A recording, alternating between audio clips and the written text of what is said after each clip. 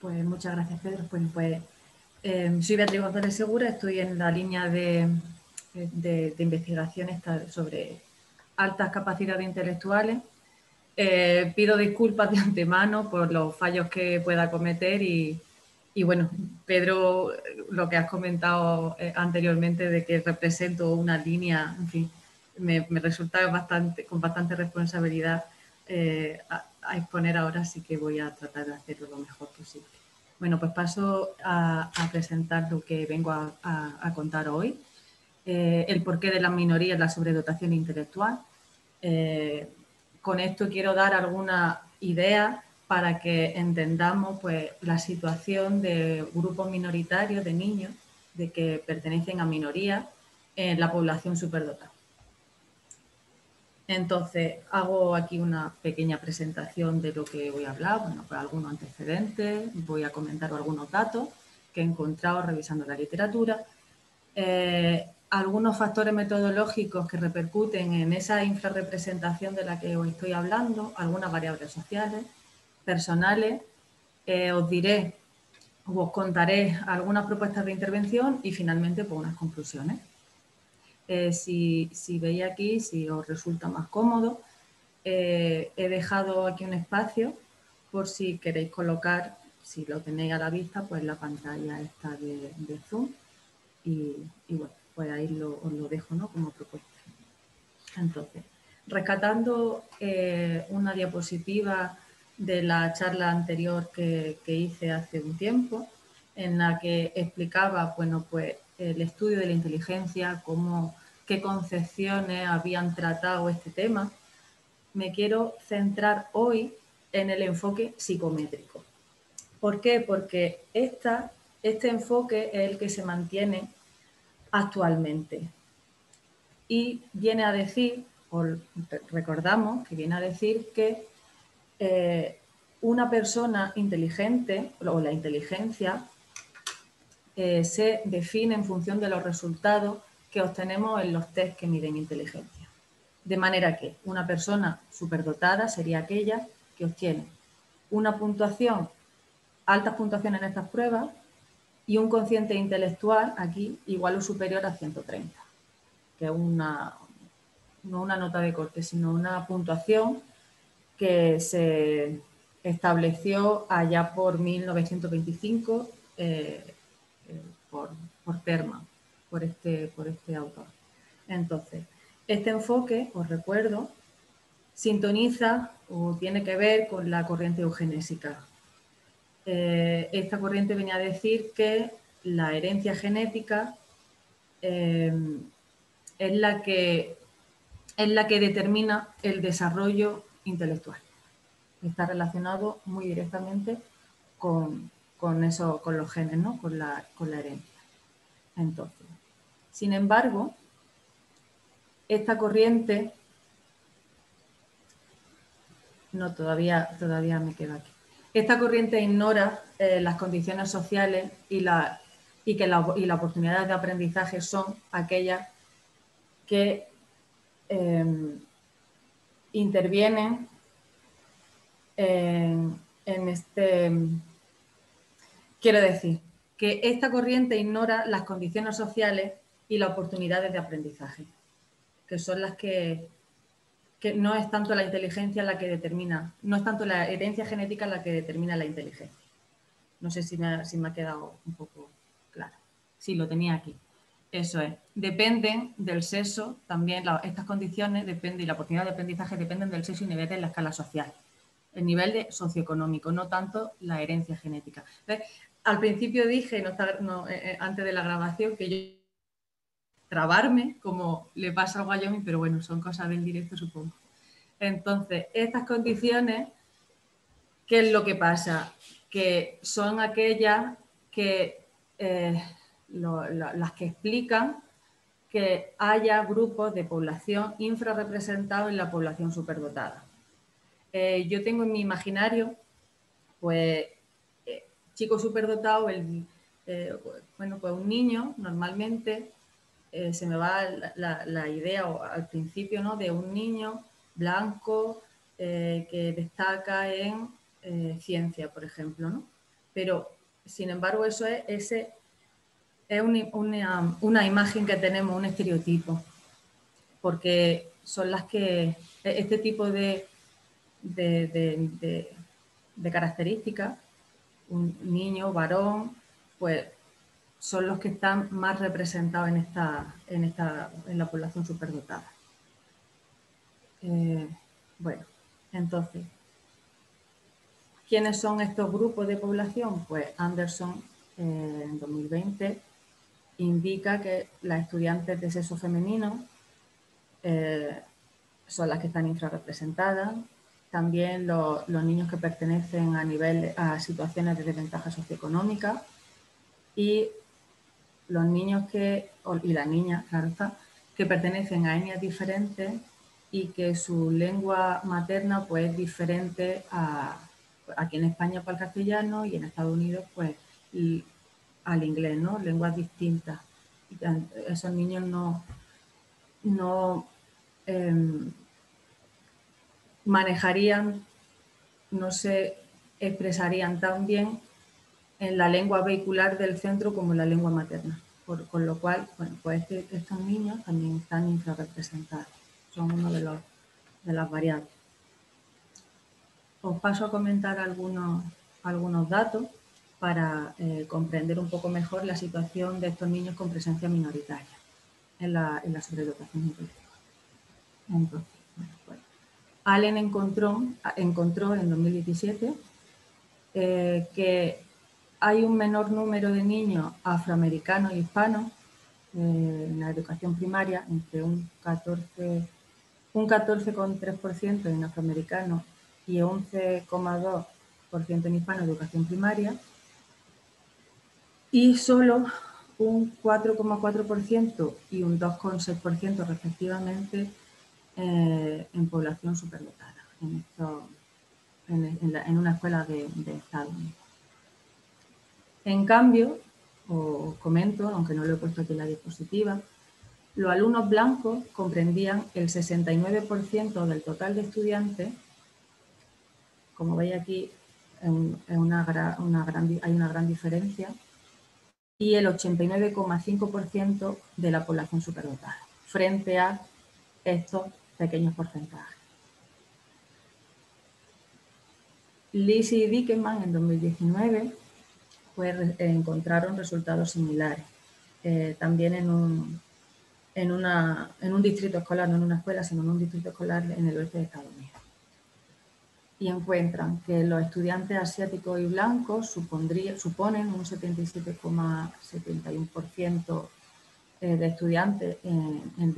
estudiantes superdotados frente al 22,29% de estudiantes negros, hispanos, indígenas, multirraciales y de la isla del Pacífico.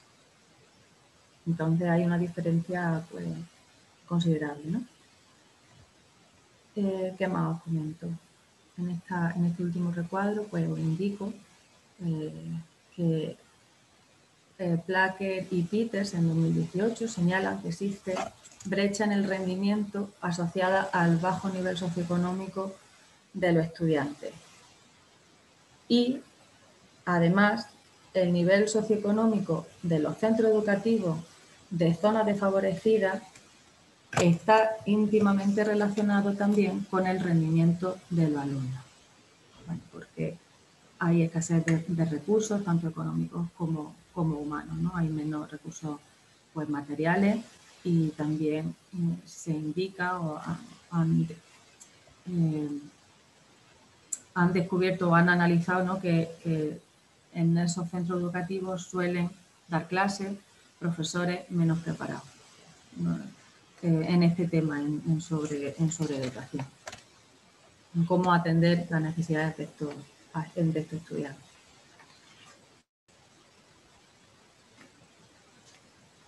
En cuanto a las discrepancias de sexo, pues Lee y Dickerman también encontraron un menor porcentaje de chicas inscritas en un programa para superdotados frente al porcentaje de chicos, que eran pues, bastantes más. Estos autores Olszewski-Kubilius, y perdonad por la pronunciación porque no sé muy bien, y Tolson en 2010, pues señalan que los estudiantes de grupos étnicos minoritarios pues provienen normalmente de núcleos familiares con bajo ingreso, por lo cual ellos están afectados por una doble discriminación, ¿no? Por la etnia minoritaria a la que pertenecen y por un bajo nivel socioeconómico. Y Anderson 2020, señala la discriminación interseccional, este fenómeno que nos puede explicar cómo la etnia y el sexo interseccionan, ¿no? Se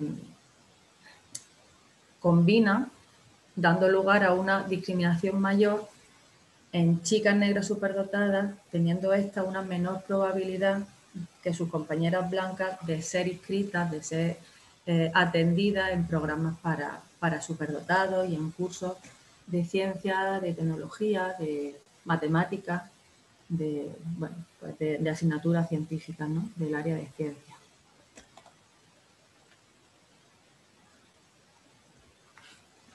Bueno. Entonces voy a pasar ahora a comentar algunos factores para explicar un poco más sobre esta representación. Entonces, en cuanto a algunos factores metodológicos que os quiero comentar aquí, pues Cari y Giuliano encontraron que los procesos para identificar a los estudiantes superdotados se basan en gran medida en las nominaciones de padres y profesores. Esto quiere decir, en la percepción que tienen los profesores que atienden a estos niños y sus familias en si son o no pues, superdotados. Y estos autores indican que estas nominaciones no suelen reconocer las capacidades de los alumnos de grupos étnicos minoritarios y de bajo nivel socioeconómico. Tal vez porque, bueno, esa evaluación o esa percepción se base en ciertos estereotipos.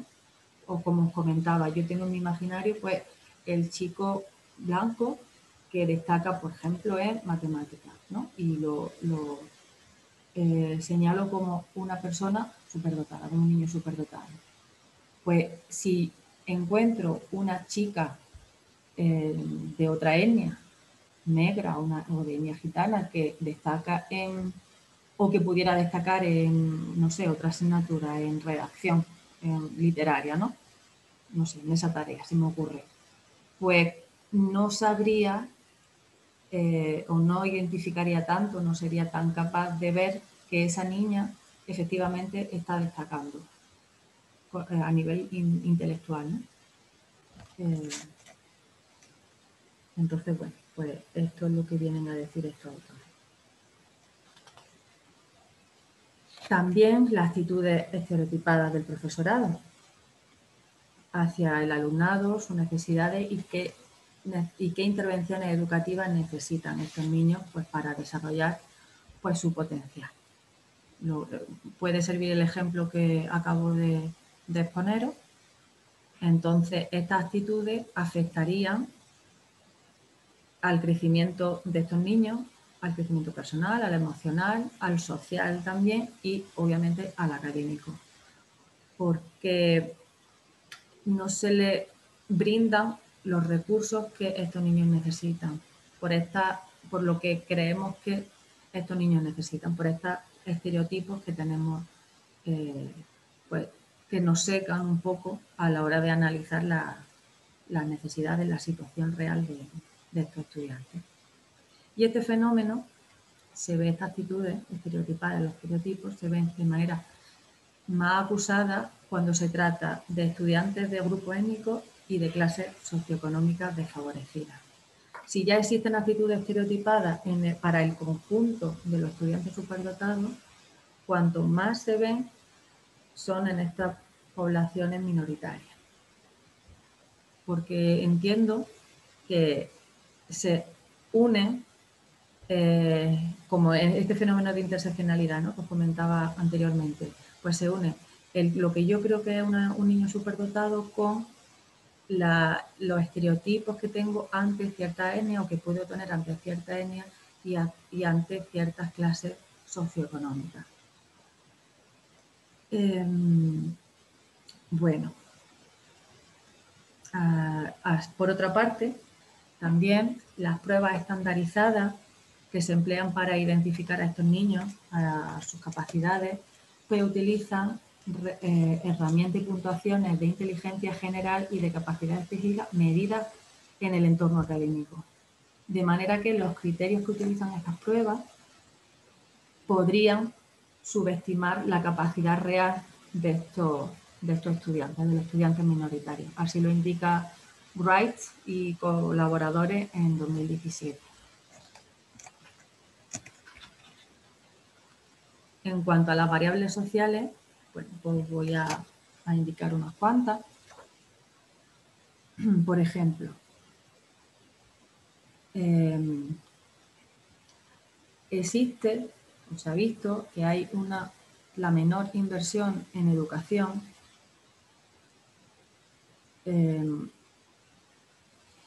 repercute sobre el rendimiento de los alumnos, sobre cuánto capaces van a ser de desarrollar sus competencias. Y bueno, pues creo que esto no necesita mucha explicación, ¿no? En cuanto a menor inversión en educación, pues mayor impacto negativo vamos a obtener, ¿no?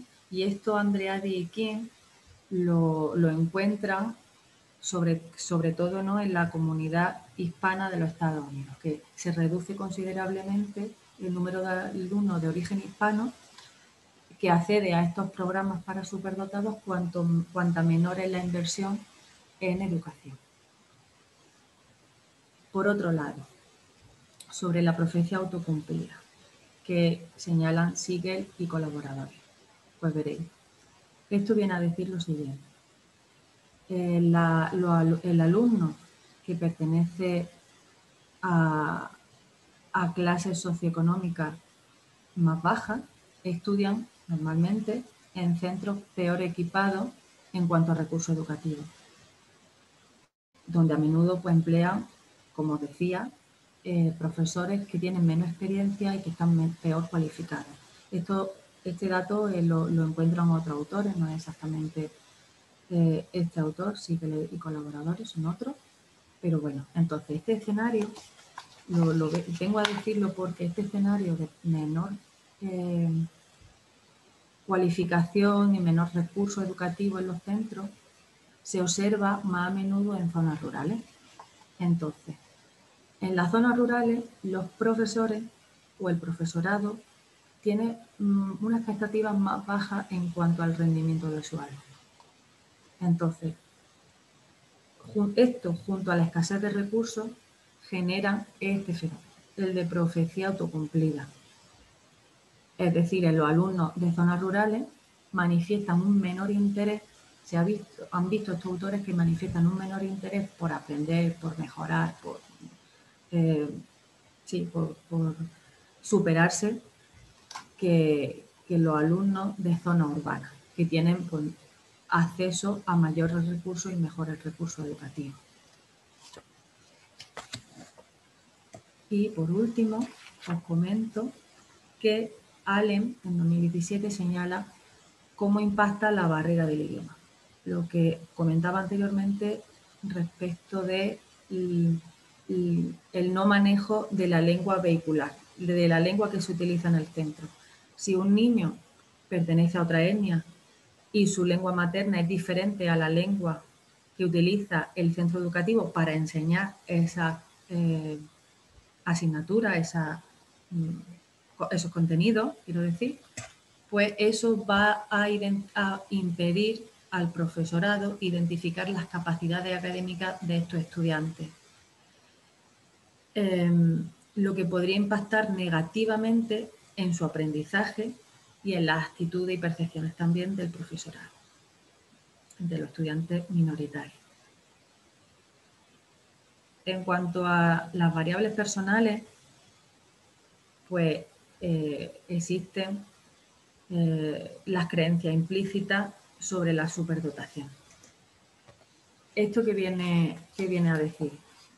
Las creencias implícitas, a ver, os señalo aquí el locus de control, bueno, pues significa que los niños normalmente se atribuyen a su esfuerzo los resultados positivos, su rendimiento positivo, ¿no?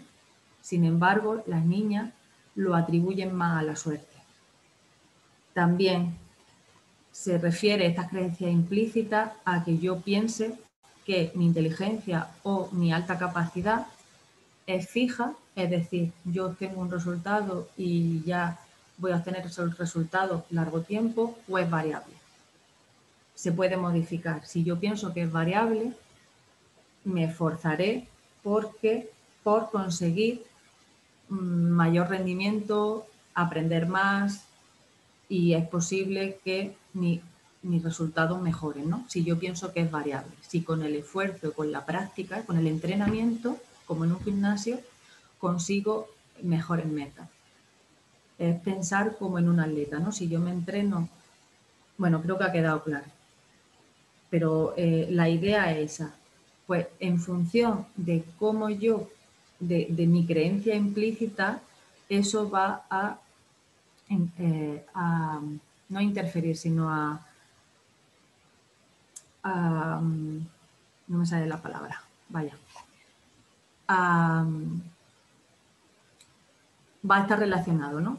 Por cómo yo va a influir, perdón, eso quería decir, va a influir en cómo yo me comporte, en mis aspiraciones, en las percepciones que yo tenga, y eso, pues, no, obviamente, ¿no? Va también a repercutir con mi motivación y con las conductas.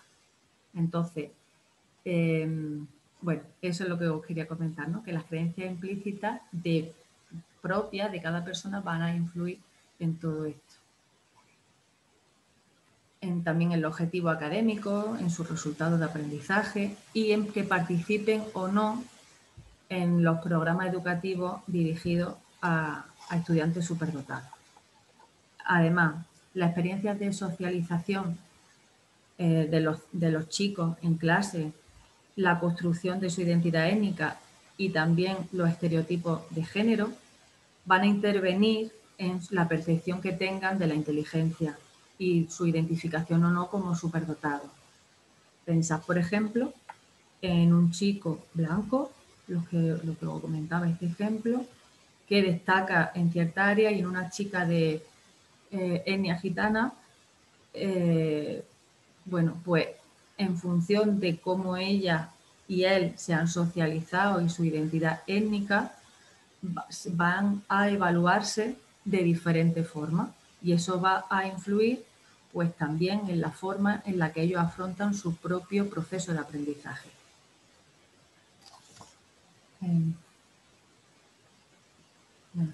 Disculpad si tengo ahí algunos errores. Como no os veo las caras, para mí me resulta un poco más complicado, ¿no? Esto de la pantalla, pero bueno, si hay alguna duda o alguna cosa que no quede clara, pues me podéis interrumpir sin problema. O esperamos al final de esta charla doctoral. Y aquí os quiero comentar que Anderson y Martin, además del estereotipo de género, inciden en el perfeccionismo. Señalan el perfeccionismo. Entonces, combinando estos dos factores, los estereotipos de género y el perfeccionismo, estos autores dicen: esto va a impactar sobre el rendimiento, el bienestar emocional y motivación de las chicas negras, ¿no? Los pongo como ejemplo. ¿Qué ocurre?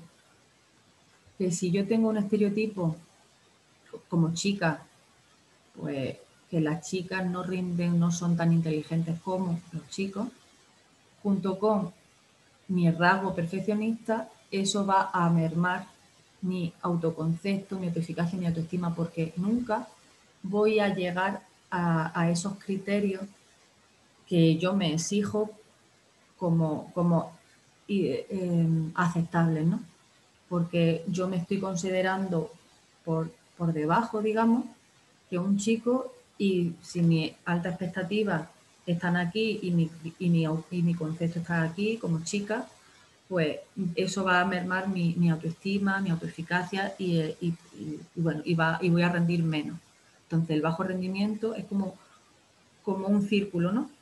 Cuanto menos rindo, menos expongo que tengo capacidades, entonces me invisibilizo. Y eso es lo que hace que haya menos chicas también representadas en la población superdotada, porque no se ve, no se identifica, ¿no? con tanta facilidad como un chico que tiene un buen autoconcepto, su estereotipo de género le favorece y rinde sin mucho más problema.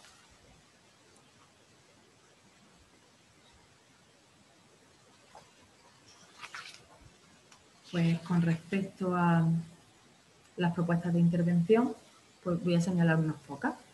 Entonces, Gine y colaboradores rescatan un estudio que ya se realizó en 1997 o una propuesta, la propuesta es de Fraser, el marco de las 4A, y viene a decir lo siguiente, veréis.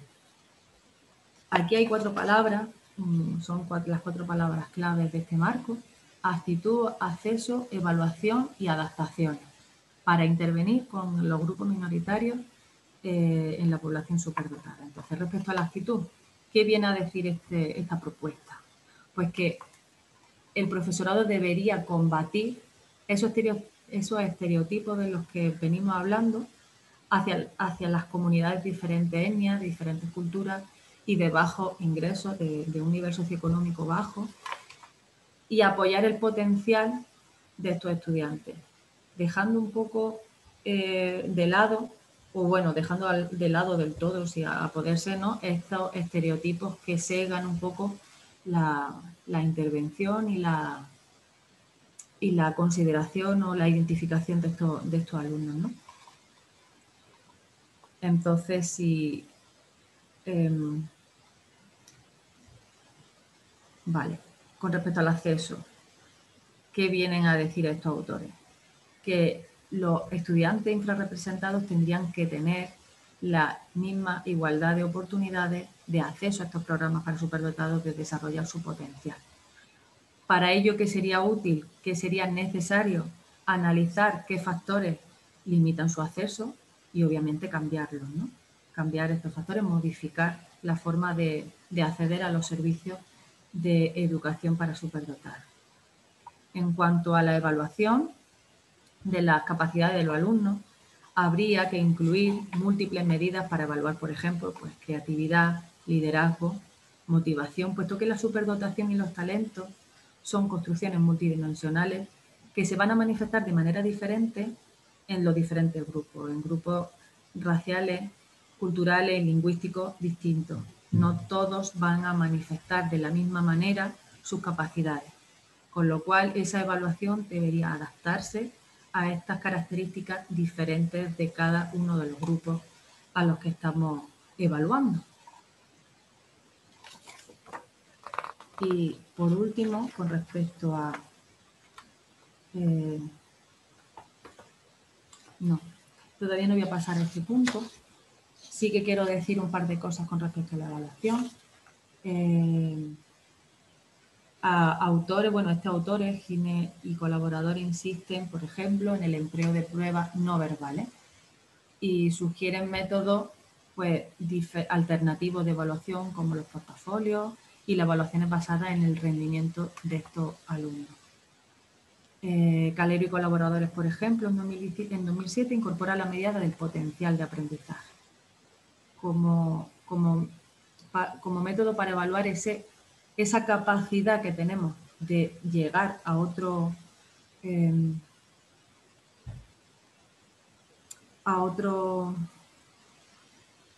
esa capacidad que tenemos de mejorar, ¿no?, de llegar a un rendimiento diferente o superior que el evaluado previamente, y que no es apreciable por los test tradicionales de inteligencia. Y me disculpo aquí si he cometido algún error, pero bueno, lo subsanaré en cuanto pueda. Y ya está.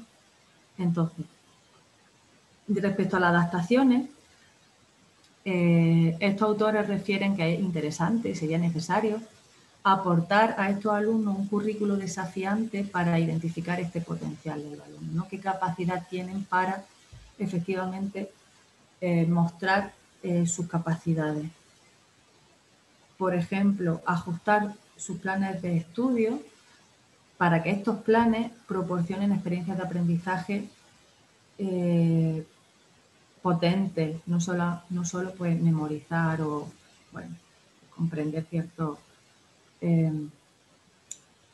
contenidos, sino que puedan a través de estos planes explorar su comunidad, resolver problemas y pensar de forma crítica y constructiva, teniendo en cuenta esa identidad, por ejemplo, pues étnica, ¿no? Que tengan en cuenta eso también. Anderson añade a este marco de las 4 A de Fraser, pues una escala para identificar a los estudiantes minoritarios superdotados, concretamente a las niñas negras. A través de esta escala, pues observan rasgos, comportamientos y actitudes asociadas a la superdotación. Es una tablita con, si no recuerdo mal, con una numeración en la que se puede evaluar habilidades de comunicación, imaginación, creatividad, humor, capacidades de investigación, perspicacia, intereses, memoria, resolución de problemas, razonamiento, en fin.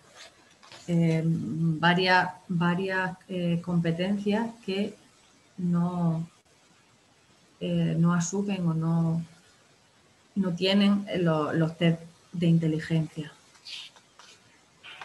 Dori, por ejemplo, y colaboradores en 2008 sugieren incluir preguntas abiertas para evaluar la habilidad del pensamiento científico de la alumna. De esta manera, pues, se incrementaría la equidad de género en los programas para superdotados.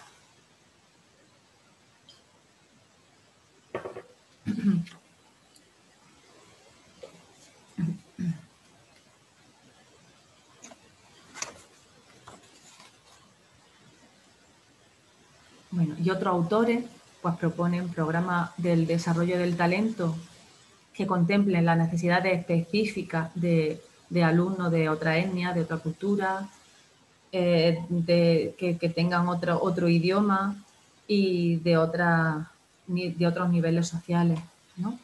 A través de objetivos curriculares. Otros autores proponen actividades de enriquecimiento culturalmente relevantes que tengan en cuenta su identidad y programas de tutoría. Y también aquí a mí particularmente me resultan muy necesarios los programas que tienen que ver con la educación afectiva y en valores, dirigidos al alumnado minoritario. Con esto, ¿qué quiero decir? Por ejemplo, asesoramiento en pequeños grupos, currículo de instrucción multicultural, clubes de literatura. A mí me interesa mucho el pensamiento crítico, los programas de mentores, la resolución de conflictos de desarrollo social y emocional, centrado en esa identidad, que no se achanten, ¿no? Ayudar a los niños que no se achanten por pertenecer a una etnia no mayoritaria, el autoconcepto, la autoeficacia, las relaciones con los compañeros, ayudarle a que sepan gestionar pues los conflictos que se pueden producir y la asertividad, todo este tipo de cuestiones. Entonces me resultan bastante interesantes. Y bueno, con esto pues aumentaríamos la participación, ¿no? de estos niños y les ayudaríamos también a fortalecer su autoestima y a sentirse orgullosos a pertenecer a una determinada condición social, a una determinada etnia. Y bueno, con esto en definitiva lo que conseguimos es mejorar su bienestar y que rindan y que sean felices, que es el objetivo último, ¿no? Entonces, como conclusión a toda esta idea, pues yo me planteo si los chicos superdotados que alcanzan unos logros estupendos, ¿no? En ciencia, en tecnología, en ingeniería, en matemáticas. Este ejemplo que os comentaba, ¿no?, del imaginario que tengo aquí, ¿no?, del chico blanco, ¿no?, prototipo, ¿no?, digamos. Todas estas materias, ¿no?, que la sociedad actual promueve, pues la tecnología, la innovación, la comunicación, todo esto, que no podrían aportar, ¿no?, los chicos de poblaciones marginadas acerca de cómo ellos perciben el mundo, ¿no?, a través del arte, de la política, de la economía, de la ética, de nuestra relación con la naturaleza, no sé, como de el porqué de nuestra existencia como especie, ¿no? ¿Qué aportaciones, por ejemplo, en filosofía podrían aportar estos niños si nos dirigimos a proporcionarles un acceso y una formación de calidad, ¿no?, en todos los ámbitos, no solamente en el tecnológico y la innovación y todo esto, sino en las otras áreas del saber también incluidas, ¿no? Pues esa es un poco la idea. Entonces, bueno, pues teniendo en consideración todo lo anterior, todo lo que he comentado, es necesario identificar a estos chicos de forma correcta e incluirlos en programas para superdotados. ¿Y cómo? Pues conociendo en profundidad sus características, sus necesidades personales, educativas y sociales. Por ello resulta tan necesario analizar su situación académica, su situación emocional y social y cómo, ¿no?, las deficiencias o las fortalezas del sistema educativo familiar y otros contextos, cómo ellos atienden estas necesidades, ¿no?, o cómo no atienden estas necesidades y dónde habría que intervenir. Pues para plantear unas medidas útiles, necesarias, que puedan solucionar, pues, esa presencia minoritaria de estos alumnos y aumentar su participación en los programas para superdotados y la identificación, ¿no?, que estén que estén representados, más representados. Y ya está. Yo hasta aquí había preparado un poco el contenido y gracias por vuestra atención. No sé si ha quedado claro y me quedo disponible, pues, para dudas, preguntas o para que alguien me señale algún error que he cometido y yo pues lo anoto y nada más. Ya está. Gracias. Bueno, Beatriz, te tengo que dar a ti las gracias por un montón de cosas, por el tema, lo has explicado súper bien y además hablas con muchísima tranquilidad y serenidad, que a veces hay mucha gente que empieza a correr mucho y no se entiende bien, y la verdad es que has expuesto súper bien, súper claro, y además eres una persona súper humilde, ¿no? Porque está todo bueno, si me he equivocado, si no, o sea que tienes una actitud buenísima. Entonces, yo tengo algunas cuestiones, pero yo me voy a esperar al último. Voy a ver si a dejar al resto de participantes a ver si tiene cuestiones o cosas que quieran compartir contigo.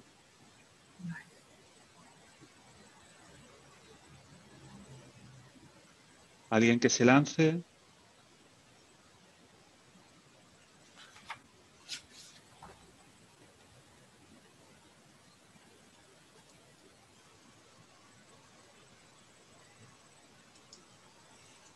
Bueno, pues tendré que aprovechar el momento para felicitar a Beatriz. Veo que está tomando cada vez más conciencia y elaborando mejor su tema de tesis. Veo que se trasluce su implicación social en la exposición del tema. Veo que tiene una expectativa. Lo que más me ha gustado ha sido el final, porque veo que tu expectativa va hacia donde yo creo que debe de dirigirse, y es hacia potenciar el trabajo del psicólogo en los aspectos personales, emocionales y sociales de los individuos que están infrarrepresentados. Aquí hay mucha carga educativa que realmente nos corresponde relativamente, hay mucha carga social, pero hay también un aspecto psicológico donde nosotros debemos centrarnos. Y creo que al final lo ha enfatizado muy bien, cómo se trata de trabajar sobre los propios niños, sobre sus características emocionales y sociales, para que ellos rompan la barrera de la infrarrepresentación. Yo no veo tanto la causa social, que existe pero no nos corresponde, como la causa personal. Si una persona tiene altas capacidades, será capaz de sobreponerse a las causas sociales. Será capaz de estar por encima de las condiciones penosas de los colegios. El problema es que tiene una barrera que tiene que franquear, pero si tiene altas capacidades, dándole sus recursos personales, será capaz de hacerlo. Entonces yo creo que el enfoque tiene el peligro de convertirse en excesivamente social, y por eso hay que recuperarlo y volverlo hacia el aspecto más psicológico, que es trabajar con esos niños para darles las herramientas que pueden faltarles para que realmente consigan dominar su estatus, no su nivel. Me ha gustado la presentación, creo que ha ido un poquitín lenta, eso sí te tengo que decir, vale. Que podía haber ido un poquitín más ágil, pero vale. Bueno, tú sabes que yo hablo muy deprisa y quizás por eso sea mi percepción, ¿no? Pero creo que vamos muy bien. Gracias. Gracias, Marisa. Bueno, me voy a lanzar yo. Mira, a mí me gusta especialmente el tema porque, pues en mi pueblo, bueno, el refrán de toda la vida, ¿no? Que en el término medio está la virtud, ¿no? Entonces, tanto personas que tienen baja capacidad intelectual como personas que tienen sobredotación, pues potencialmente puede ser un problema. Entonces, es muy importante localizarlo, pues porque eso pues, puede tener un problema de imaginación, de adaptación, fracaso escolar, etcétera. Entonces, mi pregunta va más por el desconocimiento y es, yo del entorno escolar no tengo ni idea. Yo recuerdo cuando era pequeño que a todos nos pasaron en la escuela pues test de inteligencia. Entonces, mi pregunta es, ¿y cómo hay un problema, cómo hay una falta de infrarrepresentación? Digo, es que en las escuelas no se pasan test de inteligencia, es que no sé cómo va, por eso digo que es falta de conocimiento. Porque, por ejemplo, ¿qué te digo? Si vas a una escuela y le pasan a chicos y chicas ¿qué te digo? Un test de inteligencia, pues se detectaría, ¿no? Que no lo sé, no sé cómo funciona, cómo es el sistema educativo actualmente, ¿no? Para que estén estos datos de infrarrepresentación, por ejemplo, en el caso de las mujeres que tú has dicho. Y también otra, y luego tú ya organizas o me cuentas, digo, yo hace tiempo, cuando yo estudiaba, pues se hablaba, por ejemplo, de la teoría esta de Cattell, de la inteligencia fluida y de la cristalizada. Entonces yo imagino que yo me niego a pensar que las mujeres son más tontas y me niego a pensar que los gitanos son más tontos. Es que me niego por rotundo.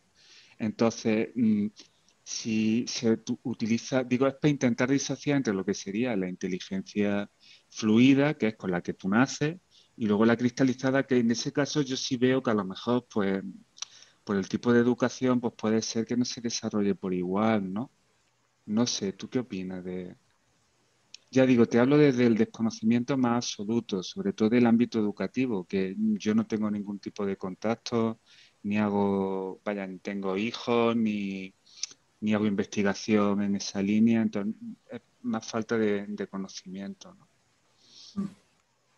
Pues en el sistema educativo aquí en España, lo que yo conozco, yo tampoco soy ahora en este momento ninguna experta, pero se les pasa unos cuestionarios. Primero es un cribado a través de entrevistas con los profesores.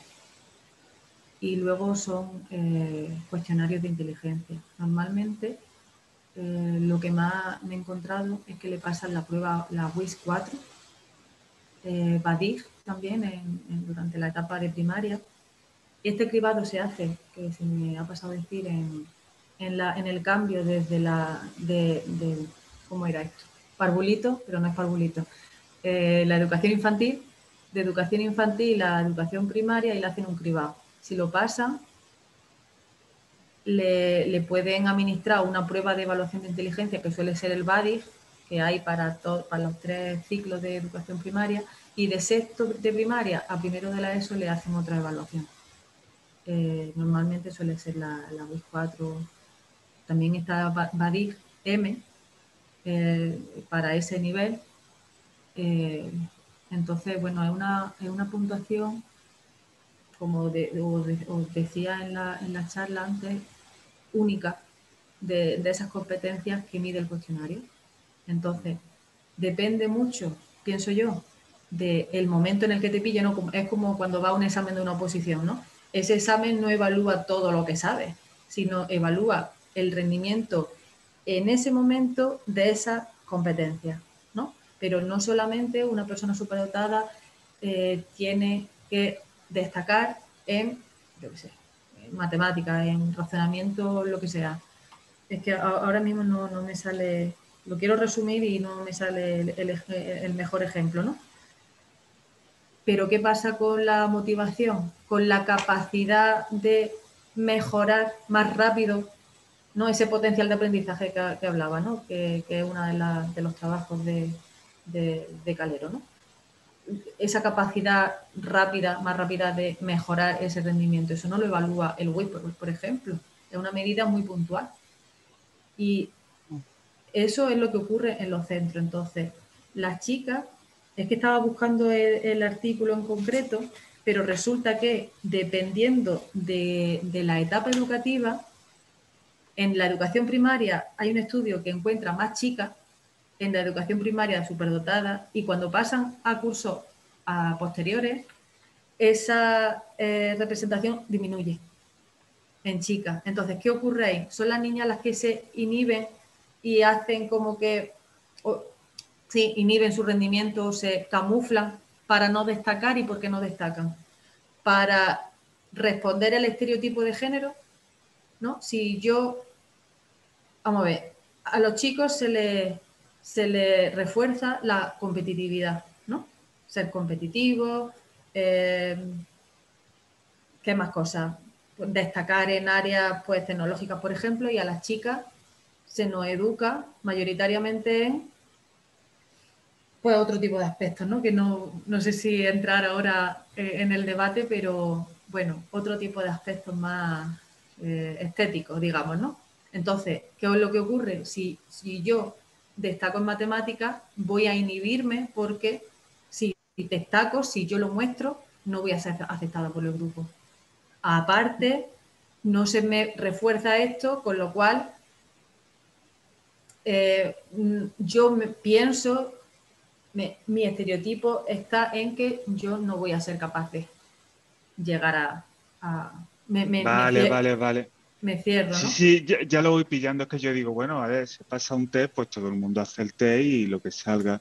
Pero lo que tú estás diciendo por donde vais, que es súper chulo, es que, a ver, es que no depende simplemente de cuál es tu capacidad, sino del tipo de estereotipo, por ejemplo, que tú puedas tener a la hora de realizar el test. Es decir, que la puntuación que tú tienes realmente no es objetiva, porque viene motivado por una serie de a priori que tú por ser mujer o por ser gitano o por otro tipo de cosas hace que tú puntúes de una manera, ¿no?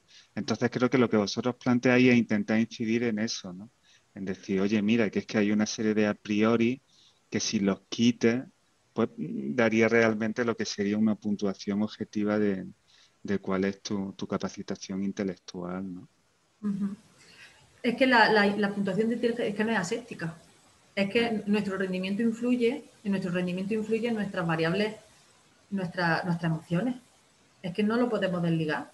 Es que si yo tengo unos criterios exigentes y a mí me da ansiedad fallar, cometer errores, porque tengo una tendencia perfeccionista muy alta, un perfeccionismo desadaptativo en este caso, mi rendimiento va a disminuir porque ¿qué me está interfiriendo? Está interfiriendo mi emoción, mi ansiedad, mi miedo a cometer errores y a que me juzguen mal, por ejemplo.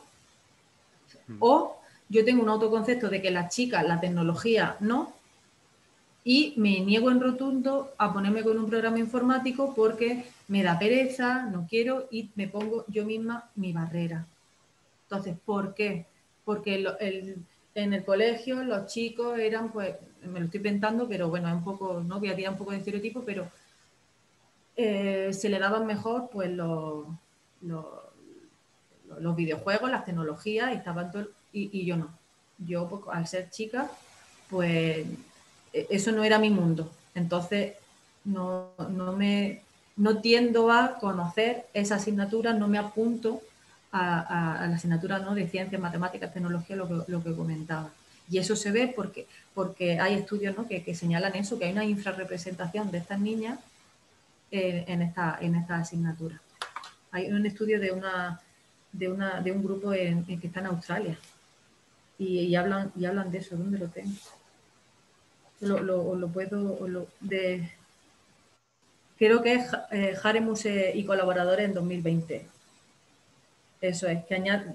Bueno, pues que la competencia matemática, eso es lo que quiero decir, la idea que lo he encontrado, se asocia biológicamente a los chicos.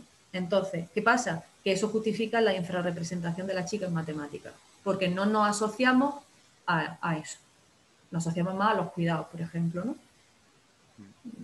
Es un poco, tiro ahí de ejemplo de este tipo, pero bueno, nos puede servir para ilustrar eso. Entonces, la evaluación de la inteligencia pues, no es aséptica, es que va a influir en mi autoconcepto, en mi expectativa, en cómo yo manejo esa ansiedad, si la tengo, si no la tengo, si estoy reforzada, si no estoy reforzada, si voy a...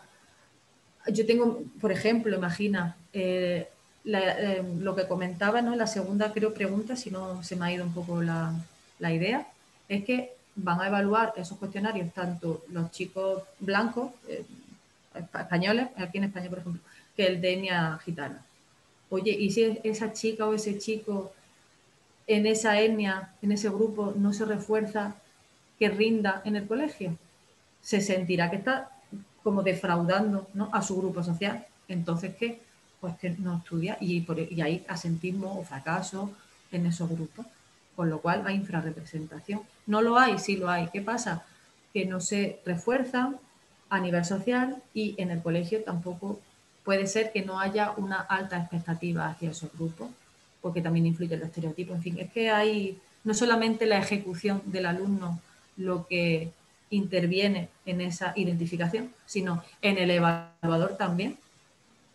En fin, un poco ahí. Esos son los factores un poco que influyen. No sé si lo he liado más o no. No, está claro. Mira, y otra pregunta que va en la línea de lo que ha dicho María Dolores, ¿no? Porque lo que has presentado aquí tiene como dos partes. Una es lo que es localizar, identificar y por otro lado lo que es la intervención. Y también de nuevo, desde la falta de conocimiento, no sé si hay o tenéis planteado hacer algo así, líneas de intervención no tanto en los niños, sino en los padres y en los educadores. Porque realmente al fin y al cabo son ellos los que se encargan en gran parte de la educación de esos niños, ¿no? No sé si hay o se podría plantear algún tipo de intervención de ese tipo. ¿Tú qué opinas? Si sería buena o no. A verlo hay, hay un grupo de investigación, unos autores que indican que los niños necesitan de esas relaciones con la familia. ¿Dónde lo tengo? Es un grupo de la India. ¿Dónde está? Si me dais 2 segundos, tal vez lo encuentre. Claro, porque a ti a lo mejor te identifican y te dicen, mira, tú Claro, tienes superdotación y vas a tener un tipo de educación especial o adicional. Pero claro, si no se trabaja luego en el entorno familiar, o pues se entonces penaliza en el entorno familiar. ¿Qué entonces pasa? apaga y vámonos, claro. ¿Dónde está este grupo? Son Baraj y colaboradores, pero ahora no lo encuentro. Entonces, bueno, estos vienen a decir que efectivamente los niños lo que necesitan son de esas relaciones. Entonces hay otro grupo que señala que el colegio tiene que trabajar en combinación, ¿no? Sí, al unísono. Exactamente, al unísono con la familia. Vaya, lo encontraré al final del todo, ¿verdad? Pero ahora mismo, bueno, pero esa es la idea, ¿no? Que Barat 2013, ese es que lo tengo, pero no lo encuentro. Para atinar un poco más, ¿no? En la explicación. Aquí está. Eso, que estos autores señalan la importancia de las relaciones. Entonces apuntan a que necesitan los niños 3 aspectos de parte de sus padres y de los maestros: aceptación, compromiso y una visión diferente de los problemas, dada, decían, como que los padres y los profesores le aporten otra visión, porque estos alumnos superdotados, tienen una capacidad de abstracción, de generalizar aprendizaje, de ver las cosas, y entonces, bueno, esta visión adulta pues les puede favorecer, ¿no? Y bueno, eso es lo que apuntan estos autores. Y Ford y Graham, en 2003, además señalan que el centro educativo es necesario que construya relaciones de confianza y de diálogo con las familias y las involucren en la educación. Para que estas familias, pues, de diferentes etnias, pongamos, pues, se metan en esa educación, en esa necesidad de apoyar las competencias de los niños, ¿no? Que no es que, bueno, pues ella está a trabajar, no va a servir para más nada, porque como no tenemos recursos, ¿no? Se puede llegar a pensar, no, el colegio, pienso que sí que debe también de hacer una tarea educativa con las familias. Y respecto a los profesores, pienso que debieran recibir más formación en cómo identificar a estos niños, en cómo exprimirles su potencial, en cómo empoderarlos. Lo que comentaba María Dolores era, ¿no? Que ellos rompan la barrera, pues, ya sea por modelado, por esos clubes literarios que os comentaba, ¿no? Por ejemplo, de leer biografías de gente, pues, que de un entorno social despuntó y dijo, no, a mí las barreras sociales no van a limitarme, ¿no? Lo que yo puedo ofrecer al mundo en esta área o en aquella otra, ¿no? Por ejemplo, Picasso, que no nació en una familia, bueno, creo recordar que su tío, porque no me leí su biografía, pero vi la película, protagonizada por Antonio Banderas, y se me quedó mal la idea, porque bueno, ya estoy harta de leer cosas académicas, entonces prefiero. Y no sé si está muy bien que lo diga aquí, ¿no? Pero preferí ver la película. Y el caso es que a mí se me quedó la idea esa, ¿no? De que no nació en una familia con recursos, creo. Sí, su tío lo ayudaba, pero se fue a París y empezó a pintar y compartiendo piso y no sé cuántas. Y llegó. Entonces se sobrepuso. Eso es lo que es la idea, ¿no? que queremos desarrollar. Como los niños sí necesitan apoyo, pero que se empoderen, que sean resilientes en lo que sea, en la situación, ¿no? que en dentro de su situación específica, vaya, quiero decir. Entonces, bueno, yo creo que ambos, ¿no? Familia, profesores también y esas competencias en los propios alumnos, de manejo de situaciones, de sobreponerse, de no limitarse por nacer en una determinada circunstancia. No sé si he respondido a las cosas. Sí. Bueno, vamos a ver, alguien que tenga, yo creo, la gente se está yendo, yo creo que tiene otra reunión a las 12, porque son las 12 y 5. Sí. Vale. De los que estamos, Fernando o Miguel, ¿tenéis alguna preguntilla? No, Pedro, todo entendido. Al contrario, felicítale a Beatriz porque es un tema súper interesante y creo que lo abordó de una manera muy buena también. Ay, muchas gracias. Pues enhorabuena, Beatriz. Te doy un aplauso, como siempre, a todos los ponentes. Muchas gracias. Y pues nada, lo dejamos aquí de nuevo. Muchas gracias por participar y te espero para dentro de un poquito para que nos dé otra nueva charla. Genial, vale, pues ahí estaremos. Pues nada, cuídate mucho y cuidaros todos. Igualmente, un saludo. Venga, un saludo.